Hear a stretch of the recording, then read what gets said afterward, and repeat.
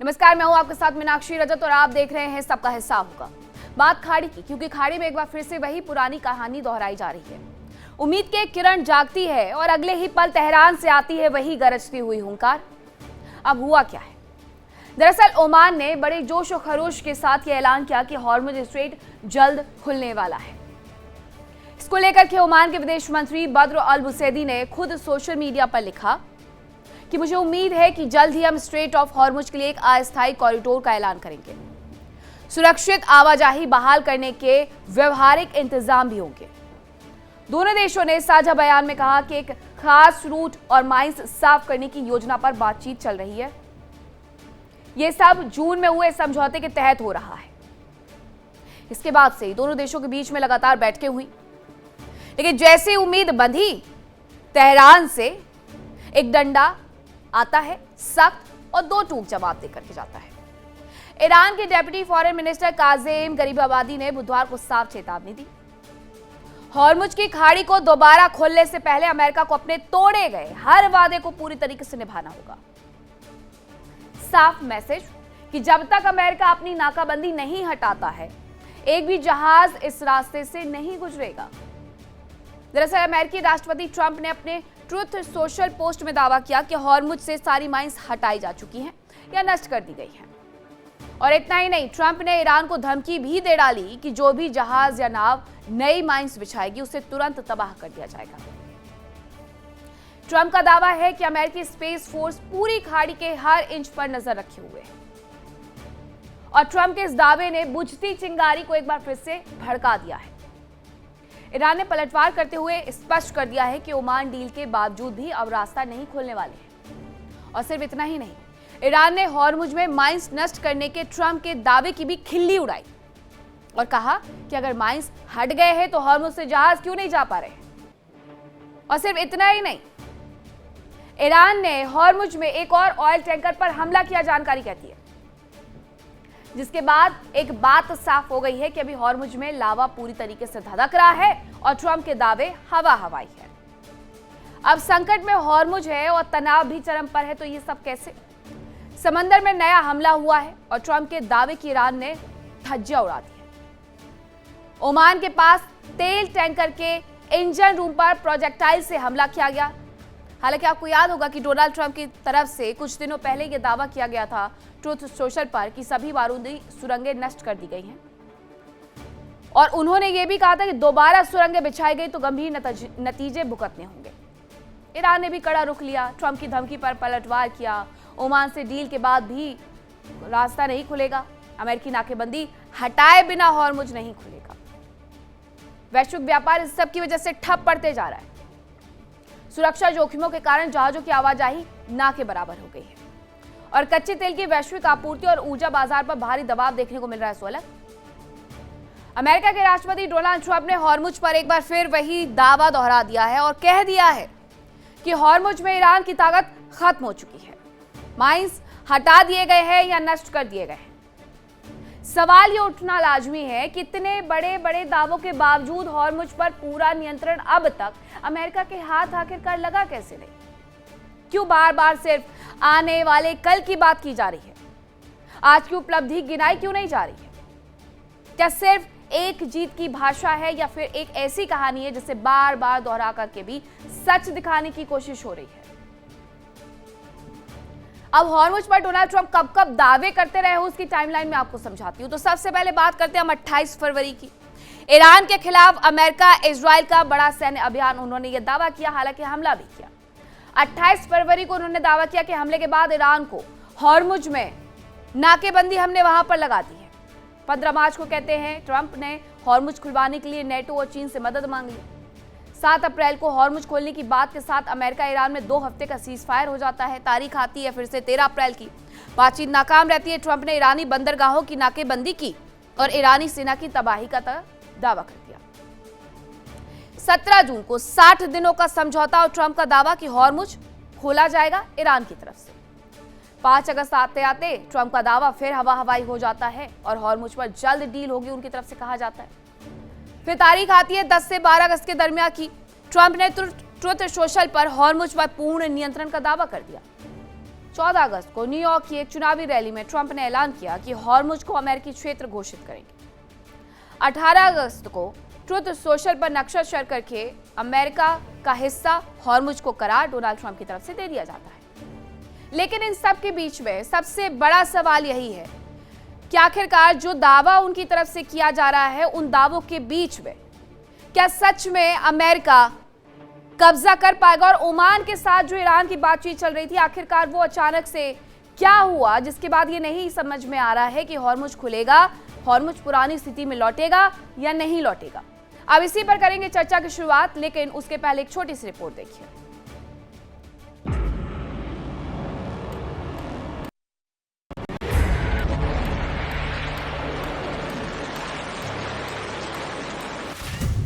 Trump के दावे पर पलटवार, हॉर्मुज पर ईरान के हुंकार।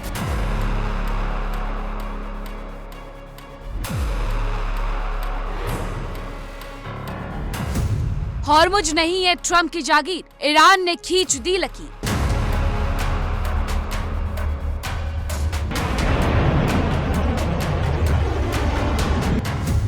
ट्रंप की इच्छा से कुछ नहीं बदलेगा, हॉर्मुज नहीं खुलेगा।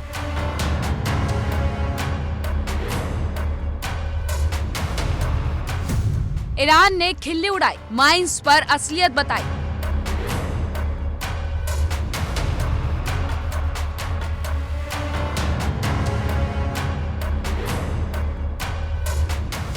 ट्रंप का दावा हवा हवाई, ईरान ने हॉर्मुज में आंख दिखाई।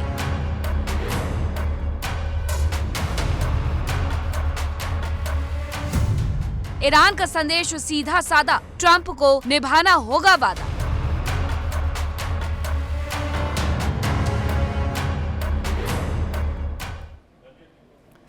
अब चर्चा की शुरुआत करूं, लेकिन उसके पहले बड़ा सवाल यह है कि क्या हर बार की तरह ट्रंप का नया दावा भी एक छलावा है?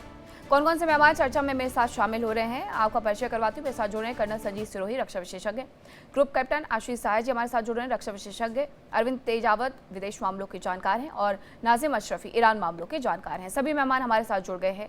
सबसे पहले मुझे लगता है कर्नल संजीव ग्रुप कैप्टन आशीष सहाय जी, जरा ये बताइएगा, ये जो अमेरिका की तरफ से बार बार दावे किए जाते हैं हॉर्मुज को लेकर के, इन सब के बीच में ओमान के साथ ईरान की जो बातचीत चल रही थी, ओमान के साथ वार्ता का हुआ क्या है ऐसा कि हॉर्मुज खुलेगा वाला दावा फिर से एक बार उल्टा हो गया, धराशायी हो गया? जैन मीनाक्षी, मुझे लगता है कि ये दो चीजों को एक साथ देखना पड़ेगा। एक जो पाकिस्तान का जनरल आसिम का विजिट था परसों का, और उसके बाद ओमान का एक visit official delegation to Tehran, ये दोनों तेहरान गए थे एक के बाद एक। और अपैरेंटली इन्होंने वो जो एक फ्रोजन स्टेट में डिप्लोमेसी पड़ी हुई है उसको रीइग्नाइट करने की कोशिश की है। ये मैसेजेस या इंफॉर्मेशन आ रही है अनकन्फर्म्ड कि ईरान के पास पाकिस्तान ने फिर से ये बोला है कि 17 जून के एमओयू को ऑनर करें और हम उसके बदले में नाकेबंदी को खुलवा देंगे। इसी को कंफर्म करने के लिए या डेवलप करने के लिए ओमान का एक डेलीगेशन गया होगा कि हमारा और ईरान का, दैट इज ओमान और ईरान के बीच का जो भी एक टेम्पररी व्यवस्था बनाए जाने की बात कर रहा है, ये टेम्पररी वर्ड नया ऐड किया गया है, जो कि एक वेलकम स्टेप है कि तब तक के लिए, जब तक कोई डील नहीं हो जाती है, तब तक हम एक सदर्न एक नॉर्दर्न लाइन बना के और आवाजाही को रेगुलेट करेंगे, सेफर प्लेसेस बनाएंगे। और ईरान की तरफ से किसी एक लोअर लेवल ऑफिशियल ने यह भी बोला है कि हम माइंस को भी हटा देंगे। अमेरिका की तरफ से ट्रंप ने 4 दिन पहले बोला था कि माइंस हट चुकी हैं या तो ब्लास्ट कर दी गई हैं। आज उन्होंने अपने ट्रूथ सोशल में एक नया वर्ड ऐड किया है कि ये नेवी ने बताया है, तो उन्होंने इसको और ऑथेंटिकेट या वैलिडेट कह दें कि ट्रूथ सोशल पे वो कुछ भी लिख सकते हैं, लेकिन आज उन्होंने ये इंसर्ट किया है कि नेवी ने हमें बताया है कि सारी माइंस को या तो हटा दिया गया है या तो ब्लास्ट कर दिया गया है। अब उसके बाद जो density of traffic in Hormuz है वो क्यों कम है? काफी कम, 10 to 15% of the actual before 28 फरवरी। उसका कारण है तो एक फेयर फैक्टर, जान माल का खतरा होने का, और इंश्योरेंस के टेक्निकल इश्यूज कि वो इंश्योर्ड होंगे, कवर्ड होगा या वॉर माना जाएगा, नहीं होगा। इसकी वजह से बहुत सी शिपिंग कंपनीज अभी चांस नहीं ले रही। जो ले रही हैं वो सदर्न एज से ओमान की तरफ से निकल रही हैं, 8 से 10, 15 शिप्स, और उसके बीच में इराक के लिए ईरान ने 3 दिन पहले कुछ ट्राई किया था कि उनके कुछ शिप्स को हम भेजें, जिसको अमेरिका ने चैलेंज कर दिया।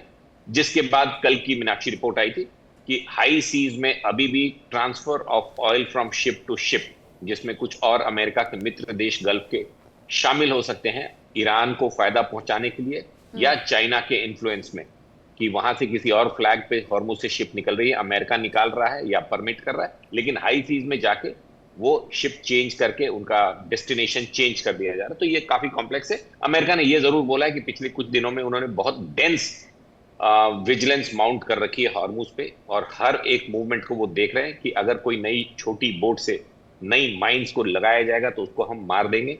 हाँ, आपका ये रिपोर्ट एकदम ठीक है कि एक शिप पे कल भी कोई ओमान की तरफ सदर्न साइड ऑफ हॉर्मुज पे हमला हुआ है, इंजन रूम पे, और लेकिन उसमें कोई डैमेज की रिपोर्ट्स नहीं है। तो this is as far as the present status go. तो हमें ये याद रखना पड़ेगा एज द जिस्ट कि ईरान अब दिख रहा है कि 17 जून के एमओयू, जिसको पहले आईआरजीसी ने वायलेट किया था बाय अटैकिंग 2 शिप्स, पहले ही तीसरे या चौथे दिन एमओयू साइन होने के बाद जब सीज फायर हो गया था, और ये बात मान ली थी आईआरजीसी ने कि हम 60 दिनों तक हॉर्मुज में कोई इंटरफेरेंस नहीं करेंगे, हम वेट करेंगे फाइनल डील 60 दिन के बाद क्या होती है। और उसके बाद आईआरजीसी ने पहले अटैक्स किए थे, जिसके रिटेलिएशन में फिर से वो skirmish शुरू हो गया, जो अभी और उसके बाद ही वो समझौता भी खत्म कर दिया जाता है। लेकिन कर्नल संजीव सिरोही, अमेरिका की तरफ से तो कई बार ऐसे दावे कर दिए गए हैं, और अभी हाल फिलहाल की बात मैं आपको बताती हूँ कि ट्रुथ सोशल पर उनकी तरफ से ये लिखा गया, डोनाल्ड ट्रंप की तरफ से, कि हमने सारी माइंस हटा ली हैं। तो ईरान भी तो ये कह रहा है कि सारी माइंस हटा ली हैं, तो फिर गुजरिए ना यहाँ से, क्यों नहीं गुजरते? बिल्कुल मीनाक्षी जी, जय हिंद। जय हिंद सर। आप जो बोल रहे हैं बिल्कुल ठीक बोल रहे हैं। अगर ट्रुथ सोशल पे जो है लड़ाई जीती जाती तो जो है डोनाल्ड ट्रंप साहब 28 फरवरी को लड़ाई जीत चुके थे। लेकिन डोनाल्ड ट्रंप साहब का काम सिर्फ ये है कि वो कंफ्यूजन मचा रहा है उनको, ताकि उसकी वजह से लोगों को परेशानी है। डोनाल्ड ट्रंप से कहते हैं माइंस हटा दिए गए हैं, ईरान बोलता है कि माइन कोई नहीं हटे, और अगर कोई माइन स्वीपर वहां पे आते भी हैं तो हम उनके को टारगेट करेंगे। और उन्होंने साफ कहा है कि कोई भी मिलिट्री वेसल आती है तो उसको टारगेट किया जाएगा। तो ये डोनाल्ड ट्रंप साहब का ये कहना कि इंटरनेशनल फोर्स ने जो है माइंस को हटा दिया गया है, पहली बात तो अमेरिका को यही नहीं पता कि कोऑर्डिनेट्स क्या हैं, क्योंकि माइन जो लगाता है उसी को कोऑर्डिनेट्स पता होते हैं कि किस किस जगह माइन लगाए हैं। जब ये माइन ईरान ने लगाए हैं तो ईरान को पता है कि कोऑर्डिनेट्स कहाँ पे हैं, तो वो जो है डोनाल्ड ट्रंप साहब के कहने से कि हमने माइन हटा दिए हैं, और वो ठीक बोल रहे हैं ईरान वाले कि अगर आपने माइन हटा दिए तो कोई क्यों नहीं आ रहा है। और इंस्पाइट ऑफ दिस थिंग कि डोनाल्ड ट्रंप साहब बार बार कह रहे हैं कि स्टेट ऑफ हॉर्मुज खुली हुई है, उसके बाद भी वहां पे जो है ट्रैफिक बिल्कुल बहुत मिनिमम ट्रैफिक है, वो भी जो है ट्रांसपॉन्डर वगैरह को बंद करके या अमेरिकन उनको जो है स्कॉट करके उनको ओमान के रास्ते से निकाल रहे हैं। और दूसरी चीज मैं ये बताना चाहता हूँ कि ये जो बातचीत चल रही है, आसिम मुनीर साहब गए थे कि डोनाल्ड ट्रंप साहब ने उनको पिछले हफ्ते फोन किया था कि आप जाके उसको ईरान को वापस नेगोशिएटिंग टेबल पे लाओ। तो ईरान की बजाय अमेरिका ज्यादा डेस्परेट है कि किसी तरीके से जो है ये स्टेट ऑफ हॉर्मुज जो है खुल जाए, जिससे डोनाल्ड ट्रंप साहब का जो बार बार दावा है कि हमने स्टेट ऑफ हॉर्मुज खोल दी है और कोई भी शिप वहां से जा सकता, वो थोड़ा ठीक साबित हो सके, लेकिन ऐसा हो नहीं रहा है। दूसरी चीज मैं ये बताना चाहता हूँ कि ये जो इतनी बातचीत चल रही है, ये जो पॉलिटिकल लीडरशिप के साथ चल रही है, मिलिट्री लीडरशिप के साथ ये कोई गारंटी नहीं है कि अगर जो है पॉलिटिकल लीडरशिप ईरान में, चाहे उनके प्रेसिडेंट हो चाहे उनके फॉरेन मिनिस्टर एग्री कर जाए, तो क्या आईआरजीसी भी उसको एग्री करेगी, क्योंकि आईआरजीसी का एग्री करना बहुत जरूरी है, क्योंकि पूरा का पूरा जो है स्टेट ऑफ हॉर्मुज का जो है नियंत्रण है वो आईआरजीसी के अंडर है। तो अगर कोई भी जहाज निकलने की कोशिश करेगा तो आईआरजीसी उसके ऊपर अटैक करेगी। तो अभी ये देखने वाला टाइम है। और जो ये ओमान के साथ बातचीत चल रही है, तो वो बोल रहे 30 दिन से लेके 60 दिन का टेम्परेरी जो है ये अरेंजमेंट है, और उसकी भी गारंटी नहीं कि खोला जाएगा। अब ईरान बिल्कुल स्पष्ट है अपनी उसमें, वो कहते हैं कि जब तक हमारी शर्तें नहीं मानी जाएंगी, अमेरिका अपना नेवल ब्लॉकेड नहीं हटाएगा, तब तक हम और ओमान कितनी भी बातचीत करते रहे, ये स्टेट ऑफ हॉर्मुज नहीं खुलेगा। तो स्थिति वही है जैसे पहले थी जी। लेकिन इन सब के बीच में कुछ देशों के बीच की स्थिति जरूर बदल गई अरविंद तेजावत जी। हाल फिलहाल में ओमान को जिस तरीके से अमेरिका की तरफ से धमकाया जा रहा था, उसके बाद मध्यस्थ देशों की भूमिका पर भी सवाल खड़े हो गए थे कि कोई मध्यस्थता के लिए क्यों आएगा अगर आप इस तरीके से उसे हड़काएंगे या फिर चेतावनियां जारी करेंगे। अब अमेरिका ने ओमान के साथ जो किया, लेकिन ओमान और ईरान के बीच की बातचीत जो चल रही थी वो सब कुछ एक अलग पहलू में नजर आता है ईरान ओमान का, अमेरिका और ओमान का एक अलग पहलू नजर आता है। अमेरिका के ओमान के साथ भी ये रिश्ते बदल रहे हैं। मीनाक्षी जी, वो किसी ने ठीक ही कहा है कि ना खुदा मिला ना विसाले सनम। अमेरिका की वही हालत हो गई है। उसे समझ में नहीं आ रहा है कि करें तो करें क्या। ओमान क्यों कर रहा है, उसी से बातचीत शुरू कर देते हैं। तो बात यह है कि ओमान की व्यक्तिगत इतनी हैसियत नहीं है कि वह उस पूरे रीजन में कोई निर्णय ले सके, पर ओमान इसलिए कह रहा है कि जो टोल टैक्स हैं, ईरान ने उसको साफ साफ ऑफर दिया है कि उसका आधा हिस्सा हम आपको देंगे, क्योंकि हम उस पूरे रीजन को शेयर कर रहे हैं। और इसलिए हम जो टोल अगर कोई ऐसा इम्पोज करते हैं जिसके खिलाफ अमेरिका है, उसमें अमेरिका की जबरदस्त किरकिरी होगी। तो ओमान ये चाहता है दबे स्वर में, पर प्रेसिडेंट ट्रंप ने कहा अगर कुछ भी संधि करता है ईरान के साथ में तो हम आप पे भी बम्बार्डमेंट कर सकते हैं। प्रेसिडेंट ट्रंप बातचीत भी खत्म नहीं करना चाहते हैं, बातचीत भी चलती रहे, पर वह इस समय वह भागते हुए नजर भी नहीं आना चाहते हैं। भागेंगे तो जवाब क्या देंगे वहां यूनाइटेड स्टेट में जाकर, डेमोक्रेट्स को क्या जवाब देंगे। बहुत मजाक बना रहे हैं इन दिनों में, उनकी हर मंच पे उनकी मजाक उड़ रही है। तो समझ में नहीं आ रहा है कि जिस खुदा को पाने के लिए हम वहां गए थे वो तो मिला ही नहीं, और जो हमारी बची कुची जो इज्जत थी वह भी मिट्टी में मिल गई। तो लगभग ऐसी ही हालत है। मीनाक्षी जी, ईरान की क्या तैयारी है लेकिन नाज़िम अशरफी जी, हॉर्मुज़ खोलना है या नहीं खोलना है? मीनाक्षी जी, आपको और मेरे पूरे पैनलिस्ट को आज जश्न यौम पैदाइश मोहम्मद रसूलुल्लाह सल्लल्लाहु अलैहि वसल्लम की बहुत बहुत मुबारकबाद। उसके बाद मैं अपना पक्ष रखता हूँ। देखिए, अमेरिका खुद कह रहा है कि यूएन के किसी कानून में ऐसा कुछ नहीं लिखा है कि कोई देश किसी दूसरे देश को तेल बेचने से रोक ले और उसको मना कर दे। खुद वैसे कह रहा है इस चीज को। लेकिन दूसरी बात यह है कि अमेरिका जब किसी देश की इकोनॉमी को जब घुटने पर, कोई भी अगर देश किसी भी मुल्क की इकोनॉमी को घुटने पर लाने की बात करेगा तो उसे जवाब तो मिलेगा ही। सवाल इस चीज का है कि 50 साल से फारस की खाड़ी में जो ये आतंकवाद जो मचा हुआ, अशांति की वजह सिर्फ और सिर्फ अमेरिका गया, अमेरिका के जंगी जहाज है। समझ रहे हैं आप जी। तो आप ये समझिए 7000 किलोमीटर दूर से अमेरिका को क्यों नाकेबंदी करनी है भैया आके वहां पर स्टेट ऑफ हॉर्मुज़ में। उसका मतलब क्या है? चलिए, ओमान और ईरान की मैं बात समझ सकता हूँ, उनकी अपनी पर्सनल डील है, वो हो सकती है, वो उनके अपने पर्सनल मामले हैं। और कहीं ना कहीं जब भी ईरान तैयार होता है ना कि चलो कुछ सोचेंगे दुनिया के बारे में, लोगों के भले के बारे में, इंसानियत के बारे में, तभी कोई किसी एक बहुत बुरी बात डोनाल्ड ट्रंप कह देते हैं कि उसे चिढ़ने पे मजबूर हो जाना पड़ता है। तो ये स्टेट ऑफ हॉर्मुज़ खुलने की या ना खुलने की कोई वजह ही नहीं है। वो तो खुल जाता, ओमान ने और ईरान ने उसको खोल दिया होता। लेकिन आप कह दोगे क्या वो उसे मैं अपनी जगह घोषित कर दूंगा, मैं अपने क्षेत्र में ले लूंगा। 7000 किलोमीटर से आप कौन होते हो भैया? आप क्यों ले लोगे अपने क्षेत्र में उसको? क्या तरीका है आपके अपने क्षेत्र में लेने का?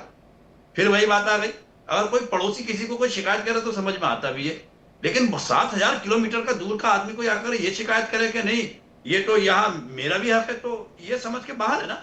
और मैं समझता हूँ सभी दानिशवर किस्म के लोग हैं, सारे लोग जो सुन रहे हैं, पैनलिस्ट से लेकर जितने भी ऑडियंस है, सब सुन रहे हैं, वो ये जानते हैं कि 7000 किलोमीटर की दूरी का अर्सा बहुत लंबा होता है। ये पड़ोस की तो बात है नहीं। एक चीज ये भी हो गई। दूसरी बात, अमेरिका ये चाहता है कि ईरान घुटने टेके। क्यों टेकेगा जी वो घुटने? क्यों घुटने टेकेगा? 44 साल में 170 मिलियन डॉलर बैरल मिलियन, 44 साल में 170 बैरल मिलियन का जो उसका रिजर्व टैंक था अमेरिका का, वो उसे खोलना पड़ा ताकि तेल की कमी महसूस ना हो लोगों को, यूएस में या पूरी दुनिया में ये न लगे कि तेल की कहीं किल्लत हो गई है। तो इससे ये पता चलता है कि अमेरिका जो है वो हिल गया है। जो उसका रिजर्व टैंक है यानी 170 मिलियन बैरल वाला, और 44 साल में पहली बार ऐसा हुआ है, उससे पहले कभी हुआ नहीं है। अमेरिका औरों से भी जंग लड़ा है, तेल की किल्लतें रही हैं वहां पर, दुश्वारियां पैदा हुई हैं, लेकिन पहली बार 44 ईयर्स ओल्ड, मतलब पहली बार ऐसा हुआ है कि ईरान वो अमेरिका को ये चीज खोलना पड़ा। तो खोलने से सीधा सीधा ये पता चल रहा है कि वहां तेल की किल्लत है, और तेल की किल्लत वो हो ना जाए, लोगों को दिख ना जाए, लोगों को पता ना चल जाए, इसको छुपाने के लिए अमेरिका ये सब सारी चालें चल रहा है।